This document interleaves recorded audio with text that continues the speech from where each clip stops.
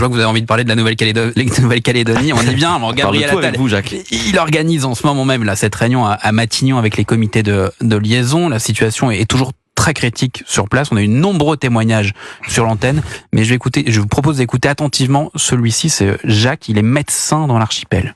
Ces assaillants, ce sont des gens qu'on croisait sans problème particulier il y a encore quelques jours, et ce sont ces personnes-là qu'on retrouve maintenant en face de nous. Et qui vous veulent du mal, vous vous sentez menacé? Oui, dans des propos très durs, des propos racistes. Mais ça, on en subit tous, quelle que soit notre couleur de peau, malheureusement, en disant tu vas partir de la Nouvelle-Calédonie, sinon ça va mal se passer pour toi. Des choses comme ça. Ça me fait mal au cœur parce que ce pays, j'y ai investi beaucoup de temps, beaucoup de travail. J'ai pas l'impression d'avoir volé ma place ici. En tout cas, je l'ai prise à personne. Mon but étant d'essayer d'améliorer par mon travail le quotidien des personnes et d'apporter un plus à la société qu'on essaye de bâtir jour après jour.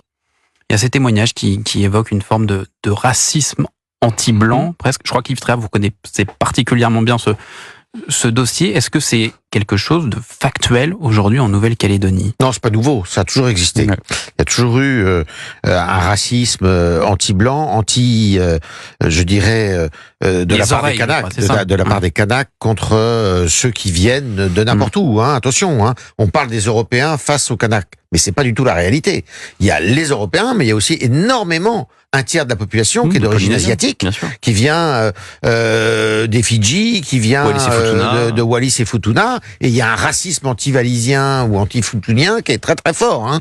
Faut pas oublier ça. Donc il y a un racisme général à l'intérieur parce qu'il y a aussi le racisme des Blancs vis-à-vis des Kanaks. Faut pas non plus. Tout ça fait que c'est un cocktail explosif, racial explosif, et qui est malheureux et qui aujourd'hui, si vous voulez, avait réussi à être quand même tempéré grâce à ce qui s'était passé à la fin du siècle dernier, grâce à Michel Rocard, grâce à un travail de fond qui a été fait, mais qui n'a pas été accompagné, me semble-t-il, par suffisamment de mesures à caractère économique.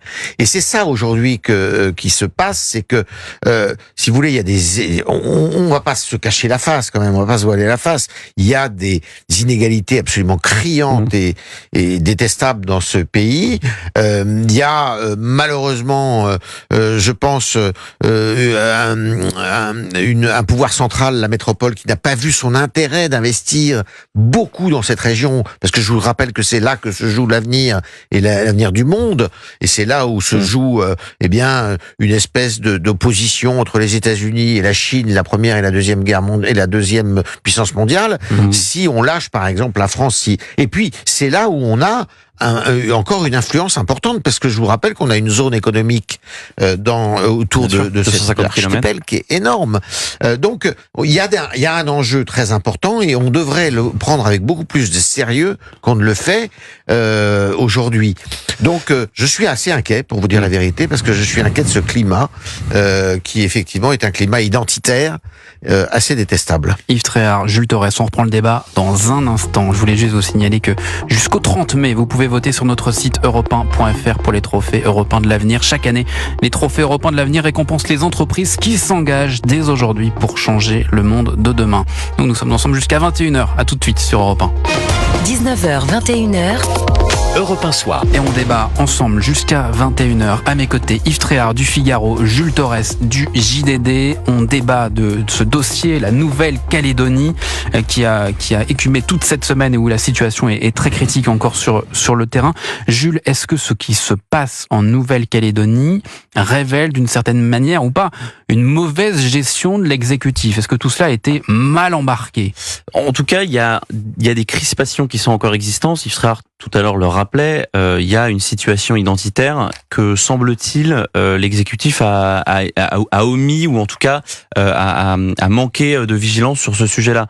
C'est-à-dire qu'en fait, il faut quand même comprendre qu'on est sur un territoire où il y a des réalités, en effet, historiques et identitaires, et que le simple fait de voter un référendum ne peut pas toutes les faire disparaître.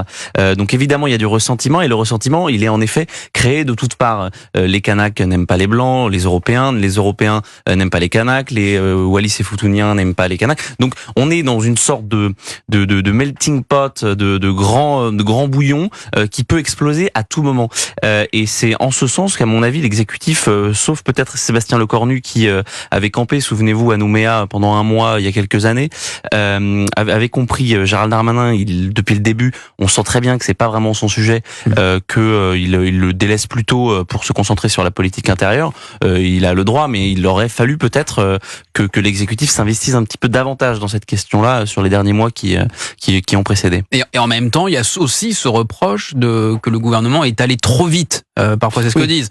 C'est le côté, il y a, alors, Jules, ce côté pas d'engagement, et en même temps, ce reproche d'être, voilà, il est allé un peu trop, franchement. Il est allé trop vite. Parce qu'il est incontestable, si vous voulez, que la majorité de la population ne veut pas sortir de la France. C'est incontestable, et on peut avoir deux interprétations du dernier référendum qui a été beaucoup boycotté par les Kanaks. Les Kanaks qui sont pas allés voter parce qu'ils avaient peur de perdre. Ils étaient sûrs de perdre. Ils étaient sûrs de perdre même.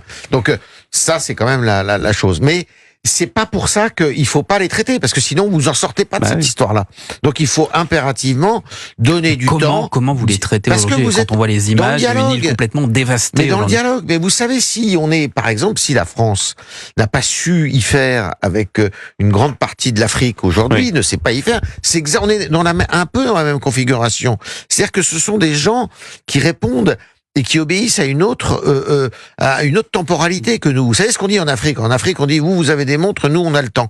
Là c'est pareil. C'est 19h48 sur Europe 1. Exactement. C'est une autre façon de faire, d'être. Et il fallait, écoutez, sincèrement, le président de la République n'était absolument pas obligé de convoquer le Congrès d'ici à l'été, puisque l'objectif, c'est qu'une des élections provinciales ait lieu, et on a le temps encore jusqu'à la fin du mois, jusqu'à la fin de l'année 2025 pour les organiser. Donc ça laisse plus d'1 an et demi. Pourquoi il se presse comme ça, alors que en plus il a les Jeux Olympiques qui vont arriver, alors qu'en plus il a les élections européennes qui sont devant lui. Comme s'il y avait ce problème. Exactement. Et au lieu de laisser la place au dialogue, parce que il y a moyen, si vous voulez, peut-être de garantir certaines contreparties, notamment sur le plan économique, sur le plan éducatif, sur le plan, il y a plein de choses à faire. Alors cette situation suscite beaucoup de réactions politiques, mais il y en a une qui était relativement discrète depuis le début de cette crise en Nouvelle-Calédonie, c'est Marine Le Pen. Elle a pris la parole. Pour mémoire, le RN a approuvé mardi la révision constitutionnelle de l'archipel à l'Assemblée nationale. Alors qu'historiquement, le RN a toujours défendu les loyalistes. Eh bien, Marine Le Pen plaide cette fois pour trouver un compromis. Écoutez l'analyse d'Alexandre Chauveau du service politique d'Europe 1. Oui, le RN revendique une forme de pragmatisme face à la situation en Nouvelle-Calédonie. Le parti défend, plus que le simple dégel du corps électoral, un accord global avec des perspectives économiques et institutionnelles pour l'île, et notamment la tenue d'un nouveau référendum sur l'indépendance dans 40 ans. Marine Le Pen se dit moins dogmatique que ne l'était le Front National sur le sujet, avec, dit-elle, le souci de ne blesser personne. En cas d'accession à l'Élysée en 2027, elle promet ainsi un compromis en tenant compte des aspirations, des traditions des Kanaks et de leur attachement à leur terre. La prise de position peut surprendre, mais Marine Le Pen se défend d'avoir changé d'avis. Être pour les loyalistes, ça voudrait dire, en réalité, ne pas écouter les Kanaks et prendre le risque de la guerre civile. Si c'est ça, je crois qu'il y a beaucoup de loyalistes qui n'ont pas envie de cela. Ils veulent trouver un chemin, voilà. Et pour ça, il faut prendre du temps. Et cette volonté d'afficher une forme de modération est déjà critiquée par les adversaires du Rassemblement national. Au nom de l'apaisement, ils se soumettent en réalité à la violence, réagit ainsi Éric Zemmour sur X. Alors Alexandre Chauveau d'Europe 1, Jules Torres du JDD, c'est un virage à 180 degrés qu'opère Marine Le Pen? Oh non, c'est la stratégie de Marine Le Pen poussée jusqu'à l'excès, si on peut dire. C'est la grande normalisation, c'est celle qui va apaiser le peuple français.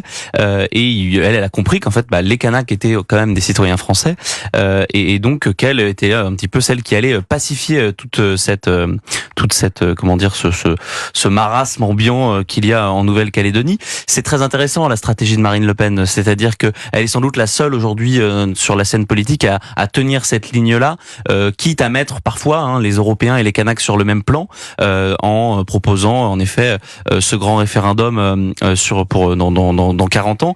Mais il y a quand même un petit risque, et c'est le tweet d'Éric Zemmour, c'est qu'elle paraisse pour un certain nombre d'électeurs, notamment les électeurs les plus à droite, comme celle qui sera la présidente du déni en fait, et du changement de politique à chaque fois. Ils se disent que si elle est capable de changer de cette manière-là sur la question de la Nouvelle-Calédonie, elle pourrait potentiellement l'être sur la question de la dette, sur la question de l'immigration, sur la question de la sécurité. Je crois que c'est Vincent Trémollet ce matin qui avait signé un édito sur Europe 1 où il disait qu'elle se comportait un petit peu comme Chirac. Et ben je pense que c'est assez juste. Yves Tréhard du Figaro. Sur ce dossier, Marine Le Pen s'est convertie au en même temps ou pas du tout? On l'avait jamais trop entendu là-dessus, mais je crois qu'il y a qu'un mot qui résume tout, c'est l'Élysée. C'est-à-dire que elle est opportuniste comme c'est pas possible, et je pense que là on est assez surpris de sa position sur ce dossier-là. On va être surpris sur d'autres dossiers. Évidemment, si elle veut gagner l'Élysée, elle est obligée d'être plus apaisée, et que dans la radicalité prônée par Zemmour, par exemple, c'est évident. Donc là on n'a pas fini d'être surpris avec elle. L'intérêt c'est de savoir si sa troupe et ses proches collaborateurs, vont la suivre, quoi. Et ça, c'est un gros point d'interrogation quand même. Ce qui est intéressant, c'est les réactions parfois médiatiques. Quand Jean-Michel Apathy loue la position de Marine Le Pen, quand Marine Le Pen a des bons papiers, par exemple dans la presse de gauche, c'est quelque chose qu'elle a théorisé, qu'elle souhaitait depuis longtemps. Mais en effet, il y a ce risque-là quand même. Est-ce qu'elle a plus à gagner en faisant ça que le contraire?